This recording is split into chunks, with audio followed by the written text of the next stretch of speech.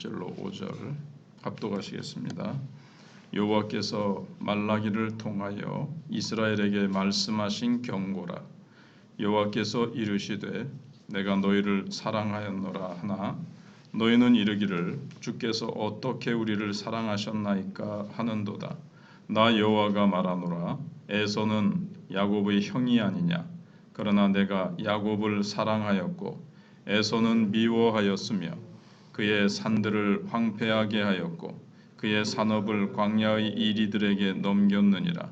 에돔은 말하기를 우리가 무너뜨림을 당하였으나 황폐한 곳을 다시 쌓으리라 하거니와 나 만군의 여호와는 이르노라. 그들은 쌓을지라도 나는 헐리라. 사람들이 그들을 일컬어 악한 지역이라 할 것이요 여호와의 영원한 진노를 받은 백성이라 할 것이며 너희는 눈으로 보고 이르기를 여호와께서는 이스라엘 지역 밖에서도 크시다 하리라. 아멘. 말라기서는 선지자 말라기를 통해서 하나님께서 하신 말씀입니다. 하나님은 사람을 말씀의 통로로 사용하십니다. 모든 선지자들이 다 통로가 돼서 이제 사용을 받지요. 말씀의 통로로 사용받는 사람은 자신이 말씀의 주체가 아니라 그 말씀을 통과시키는 어떤 도구, 어떤 파이프와 같습니다. 그것은 이제 잊지 말아야 됩니다. 자기가 주체가 아니라는 거죠. 내가 말하는 것인 것처럼, 이게 내 말인 것처럼 자기가 주체가 되면 이게 이제 하나님의 자리를 빼앗는 거죠. 항상 자기는 말씀을 전하는 도구일 뿐이다, 통로다 하는 것을 생각해야 되고, 통로기 때문에 동시에 깨끗하고 선명한 말씀의 통로가 되기 위해서 부단히 자기를 살피고 성숙하기 위해서 노력을 해야 됩니다. 파이프가 녹이 슬어 있거나 거기에 이물질이 많이 끼어 있으면 말씀이 통과되면서 말씀에 막 이물질이나 막 오염된 것들이 막 이제 섞이겠죠. 그래서 부단히 회개하고 또는 범죄치 아니하고 정결하기 위해서, 그래서 또 성숙돼야 됩니다. 그래서 먼저 말라기는 당시 이스라엘 백성들이 하나님을 향해 가지고 있었던 첫 번째 회의에 대해서, 또 다른 말로 하면 또 뭐 좀 불만, 쉽게 얘기하면 회의에 대해서 언급을 합니다. 그들은 하나님께서 이스라엘을 사랑하신다는 말에 대해서 주께서 어떻게 우리를 사랑하셨나이까 2절 상반절에서 그런 마음을 가지고 있었습니다. 이것은 자신들이 하나님을 위해서 성전을 세워드렸는데, 이 소선지서를 보시면 그 학계 또 스가랴서를 나중에 또 생각을 해보겠습니다만은, 포로에서 돌아와서 학계 선지자와 이제 스가랴 선지자를 통해서 성전을 이제 막 건축하자고 격려하고 막 그래서 성전을 세웠습니다. 그런데 자신들의 삶은 하나도 뭐 나아지는 게 없는 거예요. 그래서 하나님 앞에 원망의 표현을 하는 겁니다. 하나님을 위해서 우리가 성전을 건축해드리는 희생과 헌신을 해드렸는데 하나님 왜 뭐 아무것도 우리에게 나아진 게 없습니까? 이렇게 원망했다는 거죠. 여기에 대해서 하나님은 내가 너희들을 사랑했다. 형제가 아닌 에서와 야곱을 한번 비교해봐라. 야곱을 하나님께서 일방적으로 선택한 것 자체가 하나님의 사랑을 확증하는 것이 아니냐. 2절 하반절에서 그렇게 하나님은 말씀하십니다. 하나님의 선택이란 알면 알수록 엄청난 사랑이 아닐 수가 없습니다. 우리도 그렇죠. 이 세상에 수많은 사람들, 나보다 더 똑똑하고 잘나고 때로는 나보다 더 인품도 고결하고 더 양심적이고 더 그런데도 그 수많은 사람 가운데 나를 택하시고 나를 하나님의 또 쓰시는 도구로 사용하시는 것을 볼 때에, 그래서 죄악 때문에 완전히 멸망했던 야곱의 후손들이 우리가 앞에서 생각해 본 대로 바벨론에 포로 잡혀갔지만 하나님께서 다시 또 본향으로 돌아올 수 있도록, 그리고 성전까지 재건할 수 있도록 할 수 있었던 것은 하나님의 일방적인 선택적 사랑이라는 겁니다. 그런데 그걸 깨닫지 못하고 성전 지었는데 왜 하나님 축복해 주시지 않습니까? 자기들이 생각하는 어떤 물질적인 축복이겠죠. 그래서 성전 건축했는데 유대인들이 그 헌신으로 하나님을 위해 세워드린, 근데 이제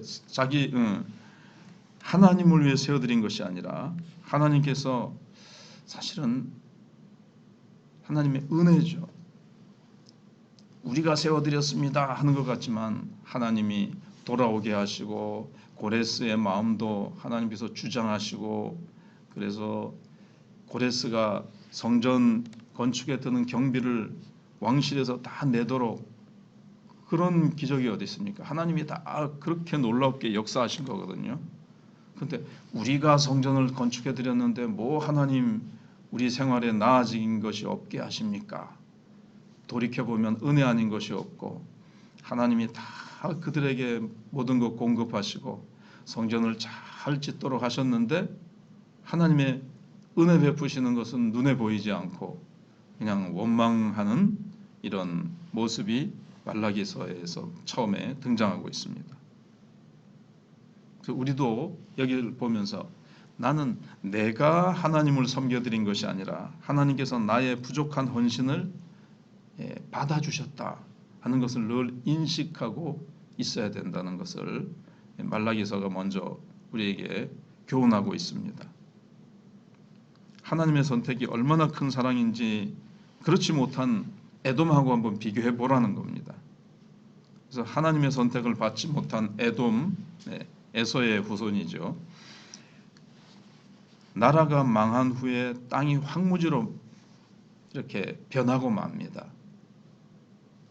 하나님을 계속 대적하고 하나님을 믿는 이스라엘 유다 백성을 계속 괴롭혔기 때문에 그들은 이제 하나님께서 딱 심판하셔서 축복을 못 받는 거죠. 그런데 이스라엘 백성이나 유다 백성도 죄로 말하면, 윤리적으로 말하면 더 나은 건 없어요. 에돔 족속보다. 그러나 에돔 사람들은 나라를 되찾기 위해 아무리 노력을 해도 안 되는 겁니다. 유다 백성은 포로로 잡혀가서 하나님이 돌아오게 하셨습니다. 이걸 볼 때 한쪽은 하나님께서 야곱은 내가 사랑하고 에서는 내가 미워하였다. 여기에 이제 깊은 선택의 비밀이 들어있는데 우리가 다 그 비밀을 알 수는 없습니다. 그러나 하나님은 일단 에서를 사랑하셔서 야곱을 사랑하셔서 야곱 족속을 하나님께서 이렇게 유다 백성들을 사랑하시고 또 그들은 범죄했죠. 에서 백성이나 에돔 백성이나 마찬가지입니다. 그러나 이쪽은 사랑하시기 때문에 다시 은혜로 회복시키시고, 그러나 에돔 족속은 우리가 다시 회복하리라, 다시 세우리라 이렇게 계속 노력을 해도 안 된다라는 것이죠. 상황이 더 악하게 만들 뿐이고 결국 사람들은 에돔 땅을 악한 지역이다. 그들은 전혀 돌이킬 줄 모릅니다. 무너지고 무너져도 회개하고 돌이킬 줄 모르고 하나님의 손길은 전혀 생각하지 않는데 야곱 족속 즉 유다 백성들은 포로 잡혀가가지고 회개하고 100%나 끌려간 사람들의 100%가 다 회개한 것은 아니지만 그 중에서 남은 백성들이 회개하고 그 중에 일부인 남은 백성들이 이제 돌아옵니다. 자, 고국으로 돌아갈 자가 누구냐? 에스라가 이렇게 할 때에 네, 제가 돌아가겠습니다 해가지고 그 사람들을 뽑아가지고 쫙 금식하고 돌아갑니다. 돌아갈 때 많은 위험이 있었지만 금식하고 딱 돌아가면서 하나님께서 순적하게 보호하시고 하셔서 갑니다. 이게 이제 하나님의 사랑이거든요. 그걸 이제 다 생각을 하면서 돌아온 유다 백성들이 하나님 감사합니다. 무사히 돌아오게 하시고 성전을 짓게 하시고 하나님 잘 섬길 수 있는 이 성전을 주심을 감사합니다. 이렇게 해야 되는데 그렇게 되지 못했습니다. 근데 에돔 족속은 4절에 보면 영원한 진노를 받은 백성이다. 이렇게 이제 부르게 됐습니다. 그들은 다시는 일어나지 못하죠. 이게 이제 택한 백성과 택함 받지 못한 백성의 차이입니다. 하나님이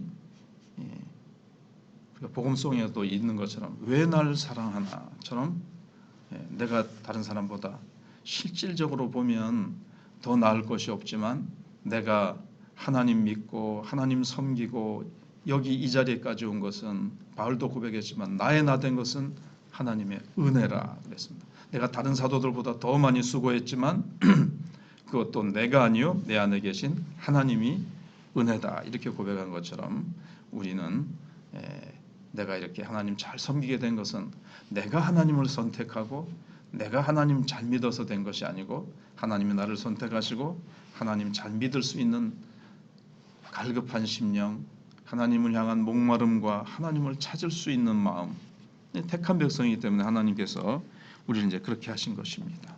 그래서 악행만을 놓고 보면 이스라엘 역시 에돔과 마찬가지라는 것을 얘기하면서 그러나 하나님은 택한 백성은 회복시키시고 택함 받지 못한 에돔 족속은 영원히 멸망하게 됩니다. 여기 두 사람을 비교하지만 이게 이제 전체적인 맥입니다. 택한 백성, 오고 오는 모든 시대의 택한 백성을 향한 하나님의 사랑, 택함 받지 못한 자들에 대한 영원한 멸망과 저주. 근데 하나님은 거기에 공의롭습니다. 누구는 이렇게 하고 누구 이렇게 합니까? 언뜻 보면 불공평한 것 같지만 그렇지 않습니다. 다 멸망당해야 되고 다 저주받아야 되는데 하나님께서 그 중에서 특별히 남은 자들, 선택받은 자들을 하나님께서 구원하시고 사랑을 베푸시는 것, 그건 하나님의 주권이고 하나님의 특별 사랑이기 때문에 거기에는 공의의 문제에 있어서도 전혀 문제가 없습니다. 어쨌든 유다 백성들은 눈이 좁아서 자기만 보고 있지만 눈을 넓게 트고 주위를 바라보는 사람은 여호와께서는 이스라엘 지역 밖에서도 크시다. 마지막 5절에 그렇게 얘기하고 있죠.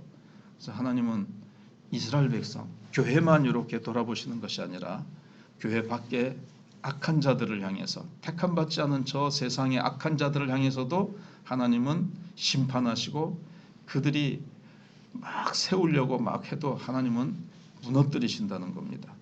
지금도 우리 사회에서 우리 국가적으로 정치적으로 자기네들의 힘으로 막 뭔가를 세워가지고 의인을 핍박하고 괴롭히고 힘들게 하지만 하나님께서 그들을 반드시